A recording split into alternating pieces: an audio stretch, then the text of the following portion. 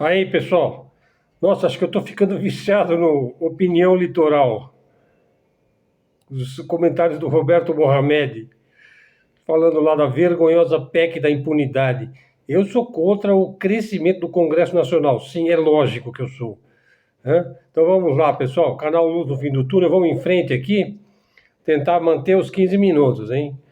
Veja, os mesmos suspeitos de corrupção na compra da vacina Covaxin durante o governo do Mito, apareceram agora de novo no escândalo do INSS. Vai vendo que mundo pequeno, né? Veja, falar um pouquinho aqui da OTAN, a nazista. A OTAN é nazista, sem sombra de dúvida. Se você fizer um pequeno histórico, uma pequena pesquisa sobre a história da OTAN, quem é que foram os principais diretores gerais, lá os generais que comandaram a OTAN, desde o pós-guerra, né? Se não me engano, ela é de 1949, tudo nazista, ex-nazista, ex-nazista, reabilitado, né? Eles que comandaram a OTAN, então até hoje lá, os seus filhos, seus descendentes. Veja, a nazista, a OTAN já fala abertamente em travar uma guerra direta contra a Rússia. Ela fala, né? Né? A OTAN deu um jeito de enfiar lá uma fiera de drone na Polônia e na Romênia para acusar os russos, né? Quer dizer, eram drones capturados aí pelos ucranianos, ou seja, uma operação fake, né? False flag, né? De bandeira falsa, algo extremamente comum em conflitos, né? Operações de bandeira falsa, né? A CIA mesmo é especializada nisso, né? Quer dizer, ela cria lá uma operação, uma coisa medonha qualquer e põe a culpa em outra pessoa, né? Justamente aquele que ela quer acusar, né? O exército ucraniano está se esfacelando, dizem os melhores analistas, o McGregor, enfim, o Scott Ritter, o comandante Farinaz, os melhores analistas têm dito isso. O exército ucraniano está se esfarelando, esfacelando, virando fumaça. Então só resta a OTAN bradar e vender falácias, né? Eu duvido que eles vão escalar para valer, né? Eu duvido que o Putin ou o Donald Trump perca o sono por causa das vigarices da OTAN, né? Inclusive o Putin disse lá no Fórum Econômico Oriental, né, em Vladivostok, que fica no extremo leste da Rússia, no começo desse mês, que qualquer tropa estrangeira, por exemplo, francesa, né, manda lá os franceses lá, l'avant-garde, manda lá Macron, né, 40 mil, né, que qualquer tropa estrangeira no território da Ucrânia, agora no conflito em curso, no futuro cessar-fogo, serão alvo legítimo das forças russas, né. Ele não vai ter muito prurido, não. Ele vai mandar logo um Oreshnik em cima da tropa e vão direto, né, para o paraíso, né, de Jeová, né. Oh. Veja, e o Trump está perseguindo ferozmente as melhores universidades dos Estados Unidos. As melhores. Começar por Harvard, Princeton, Stanford, Yale, né, MIT, tudo aquilo que é bom nos Estados Unidos está perseguindo. Ah, porque é de esquerda. Quer dizer, aquela coisa, o universo é de esquerda, o mundo é de esquerda, Deus é de esquerda. Os grandes jornais, né? Ele está processando o New York Times, né? Parece que já o processo não caminhou lá, que um juiz já vetou lá, o direito de um presidente processar um jornal, né? Porque falou mal dele. TV, rádio, rede social, tudo tudo pode virar alvo, né, do Donald Trump. Jornalistas, persegue políticos, pessoas, movimentos, associações, né? Críticas a ele ou a seu governo são cada vez mais arriscadas nos Estados Unidos. Veja, os Estados Unidos já trilham o caminho da autocracia, né, e do supremacismo. Você ser latino nos Estados Unidos, ou hispânico, é até complicado você andar na rua, porque se você tiver com sotaque, os caras já te pedem o documento. E se você for hispânico, brasileiro, latino, se a tua documentação não tiver assim 100%, se tiver 99%, eles te mandam embora. Tá assim, né? E aí quer trazer a indústria de volta, né?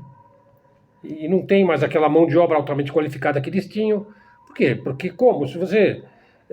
mão de obra qualificada você tem na China, hoje. né?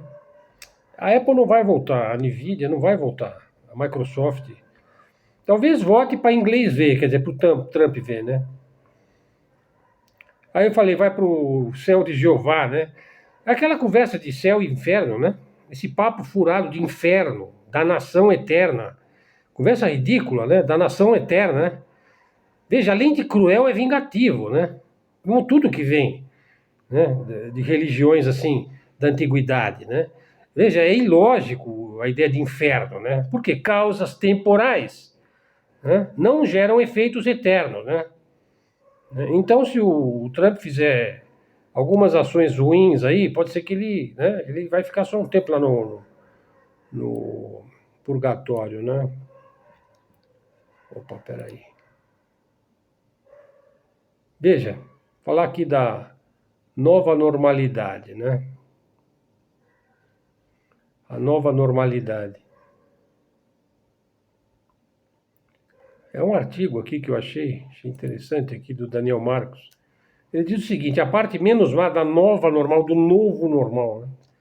Veja, desde 2020, né, muitas pessoas começaram a se dar conta que os valores ocidentais, os tão propalados valores morais, cristãos, de uma cultura judaico-cristã, né, não passa de um monte de balela, né?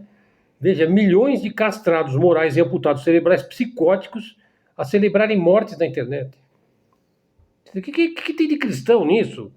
Celebrar a morte do indivíduo lá, do Charlie Kirk, por exemplo. É absurdo celebrar a morte de uma pessoa assim, né? Desejar a morte de uma pessoa, né? Eu já disse, Deus, o mesmo Deus que fez São Francisco de Assis, fez Adolf Hitler. Ele não sabe, e você não sabe de quem que ele gosta mais. É melhor você descobrir logo, né? É melhor descobrir logo, né? Veja, na verdade, assim, o resto do mundo, o mundo, assim, cada vez mais está criticando aí esse modo de vida ocidental, né? Quer dizer, na verdade, assim, é o Império Anglo-Saxão, né? Sabe, é um império decadente, em estado de podridão, sabe, que adotou aí um neoliberalismo que só serve para concentrar renda, rentismo, financeirismo. Quer dizer, qualquer pessoa que estudar um pouquinho o capitalismo sabe que capitalismo é produção, é produtividade, é indústria, né? É trabalho, é qualificação profissional, né? É emprego, sabe? É gente boa trabalhando, é muita gente trabalhando. Qualquer pessoa sabe que o PIB de um país ele tem que refletir a indústria e não a financiarização, né? Dinheiro eletrônico. Isso aí não é capitalismo. Quer dizer, esse aí é o capitalismo neoliberal, é o capitalismo que não vai dar certo, né? Aí meu amigo Francisco Anés disse assim: o que dá mais dinheiro e poder para os políticos bandidos, principalmente esses que estão aqui na Câmara, né? Essa cambadinha, né? Que quer fazer PEC da impunidade, né? Veja, o que dá mais dinheiro e poder para esses políticos é, em primeiríssimo lugar, se apossar de parte do orçamento do Estado. E depois, por extensão, comandar a lavagem de dinheiro, tráfico de droga, de arma.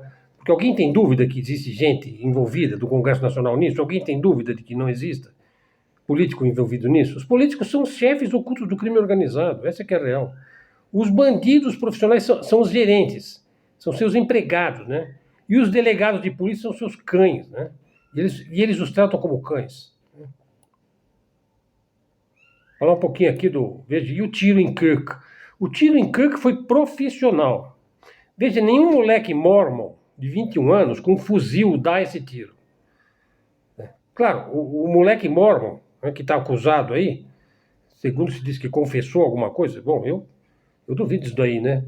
Que ele tenha dado aquele tiro a 200 metros de distância. Bom, ele pode ter atirado também, né? Mas eu duvido que seja a bala do fuzil dele que acertou o ativista aí da direita americana, né? Então quem que atirou? Um profissional. Assim como foi com Kennedy, né? Martin Luther King e muitos outros. É assim que o lobby profundo age, né? E tem um bode expiatório aí, né? Bom, agora o assunto principal do nosso vídeo, hein? Agora vai o assunto principal. Veja, eu vou fazer um resumo aqui, hein? Falar aí sobre o Ártico. Falar sobre o Ártico, assunto temático aqui do vídeo, hein? Veja, a primeira coisa, o Ártico. Nós temos a Antártida, ou Antártica, e o Ártico, né, que é o Polo Norte. O Ártico, né, foi ignorado nas análises geopolíticas ocidentais. Né? Ele foi ignorado pelos maiores geopolíticos do Ocidente. A maioria deles não focou, né, não colocou seu foco analítico em cima do Ártico. Talvez porque faz muito frio lá, né? Só tem pinguim, urso polar, não sei. Condições climáticas hostis, né? Bom, a OTAN, veja, ela focou mais na contenção do Heartland. Isso é da geopolítica, né? De Mackinder, Speakman, né? O Heartland russo, né? Cercando a Eurásia. Por isso que a Alemanha nunca poderia ir para o lado da Rússia, por causa do Heartland, porque quem dominasse o Heartland, né, dominaria o mundo. Então a ideia era cercar a Eurásia, né, na região justamente onde ficava a linha limite entre a OTAN e o Tratado de Varsóvia, no final da Segunda Guerra Mundial, né, depois da Segunda Guerra Mundial. Então a Rússia ela, né, não tinha problema de investir no Ártico, até por uma necessidade existencial, né? Porque a Rússia precisava de rota, de saída oceânica para a Rússia, porque a Rússia é um continente, né? É terra, né? É o lado aí telúrico aí não é o lado atlântico, é o lado terrestre, né? Terráqueo da coisa, né? O continental, né? Veja a importância estratégica do Ártico, né? Primeiro, o derretimento das geleiras lá torna o Ártico acessível. Ele tem vastos recursos naturais, energéticos, minerais, né? O controle do Ártico, esse é o ponto, oferece rotas marítimas globais, superando os cercos marítimos ocidentais. Estão cercados, a Rússia não tem acesso no Atlântico e no Pacífico. Para a Rússia, dominar o Ártico significa alcançar a plenitude anfíbia. Né? Você sabe que o sapo ele vive na terra e na água, né? Ele é anfíbio, superando as limitações marítimas. Veja, e a Rússia ela já tem uma superioridade no Ártico. Ela tem mais de 40 quebra-gelos, né? Um tipo de um navio quebra-gelo, convencionais. E tem 7 quebra-gelos, navios quebra-gelos nucleares. Né? É tipo de um trator, né? É uma mistura de trator com barco. Né? E tem dezenas em construção também. Estados Unidos e OTAN estão atrasados tecnologicamente para alcançar o nível da frota ártica russa. Vai levar décadas, hein? Mas não vai, porque não vão chegar lá. Porque os russos já estão lá. Veja, além disso, tem a parceria russo-china, ou sino-russa, né? Rússia-China, integração produtiva entre os dois países. A Rússia compartilha tecnologia de quebra-gelos com a China, né? Ela está há muitas décadas nisso, quebrando gelo lá, né, no Ártico. A China desenvolve a Rota da Seda do Ártico e o gasoduto chamado Poder da Sibéria 2, que vai conectar lá a região à indústria chinesa via Sibéria e Mongólia. Né? Então o Ocidente está impotente contra essa força ártica. Né? Democratas e União Europeia tentam frear a exploração do Ártico com discursos climáticos, sem sucesso. Né? Os republicanos cogitam anexar a Groenlândia, mas carecem de capacidade operacional. Aí as democracias liberais aqui do Ocidente, né, que fingem que estão cumprindo direitos humanos, que estão preocupados com liberdades civis, não estão mais, né? Cada vez menos. Assim, os projetos são dificultados, né? Por causa da questão ecológica, né? Bom, o fato é o seguinte, a expansão no Ártico exige muita força, muita resiliência e muita autoridade, qualidades que estão mais presentes em sistemas políticos como o da Rússia e o da China, onde prevalece o interesse público e não o interesse de pequenas corporações capitalistas, né? de grupos de 0,1% de bilionários. Né? Lá você tem uma população que participa das coisas. Né? Então há um impacto geopolítico muito grande. Aí a ascensão sino-russa no Ártico vai reformular as leis clássicas da geopolítica. O domínio da Eurásia ártica e anfíbia sinaliza o fim da hegemonia ocidental. Né? O Lucas Leiroz fez um artigo muito bom lá no X, né? E ele usou a expressão lagos da OTAN, né? Ou seja, os locais que os Estados Unidos não, a Rússia, não tem acesso, né? Por exemplo, o Mar do Norte, o Mar Báltico, tem um acesso limitado. O Mar da Noruega, o Estreito lá, Gap, Groenlândia, Islândia, Reino Unido, o Mediterrâneo Ocidental, o Mar Mediterrâneo. e outros, né? Então, Lagos da OTAN é uma barreira marítimo-militar que restringe o acesso da Rússia ao Atlântico, né? Então, por isso que eles foram primeiro lá para o Ártico. Então tá aqui, pessoal, o nosso vídeo de hoje. Deu 15 minutos, eu prometi não ultrapassar. Canal Luz no Fim do Túnel, dá o nosso like, né? Monetize o canal, né? Faz comentário, ok? Verifique que você está seguindo o canal. Mídia alternativa, independente, livre expressão e comunicação. Helder Araújo aqui, foi seu interlocutor. Me despeço aí agradecido pela sua atenção. Replique aí nas suas redes, prestigie nosso canal. Obrigado a todos, até a próxima.